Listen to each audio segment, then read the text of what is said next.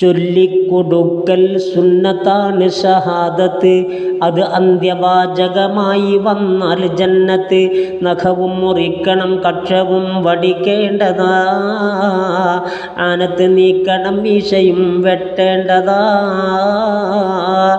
മിസ്വാക്ക് ചെയ്ത് കുളിച്ച് ത്വയ്ബ് പുരട്ടണം, അതുപോലെ വസ്ത്രം ശുദ്ധിയുള്ളതുടുക്കണം. ഞെരുക്കത്തിനാൽ മരിക്കാൻ കൊതിക്കരുതെന്ന ദീനിൻ്റെ ഫിത്ന ഭയന്നവർക്കത് സുന്ന.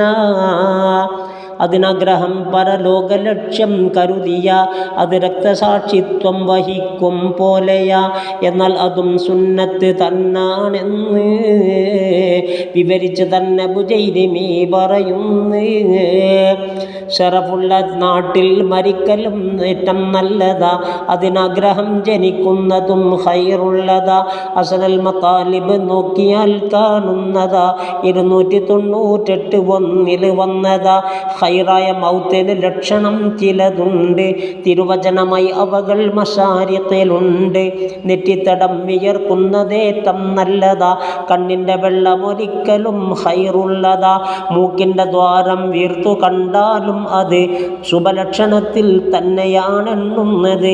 അറുത്തിട്ട ഒട്ടകം പോലവൻ വരിക്കുന്നതും കവിൾവായിൽ നിന്നും പതയിറങ്ങി വരുന്നതും വർണ്ണം ചുവന്ന ശരീരമായി കാണുന്നതും ദുർലക്ഷണം എന്ന ഹദീസിൽ വന്നതും. മരിച്ചാലുടൻ കണ്ണുകം അടക്കേണ്ടതാ, കുരുടൻ്റെ കണ്ണാണെങ്കിലും ചെയ്യേണ്ടതാ.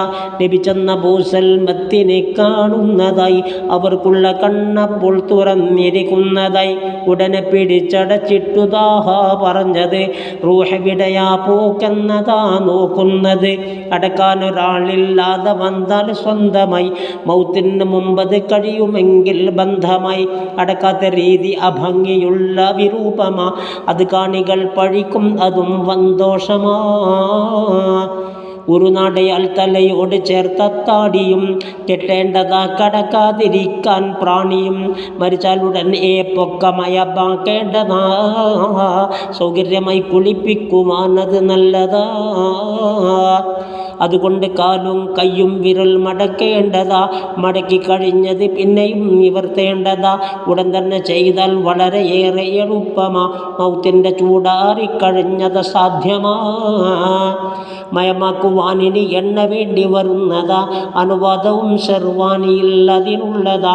മാറ്റേണ്ടതാണ് ധരിച്ചിരുന്നവയൊക്കെയും, മൂടേണ്ടതാ മറ്റൊന്നിനാൽ ജസദൊക്കെയും. ഖനവും തുണിക്കേറ്റം കുറഞ്ഞിരിക്കേണ്ടതാ, അവയാതിരിക്കാൻ ഏറ്റവും ഉതകുന്നതാ. കുളിപ്പിക്കൽ അവനെ കമീസിലിട്ടാണെങ്കിലേ അത് മാറ്റലില്ലെന്നുണ്ട് നജസില്ലെങ്കിലേ. എന്നാൽ ഇമാമുൽ അദ്റഈ പറയുന്നതാ, റംലിക്കതിൽ ഒരു ഭേദഗതിയും ഉള്ളതാ. കുളിപ്പിക്കുവാൻ സമയം അടുത്താൽ നല്ലതാ, അല്ലാത്ത പക്ഷം നബിയിലും മാറ്റേണ്ടതാ.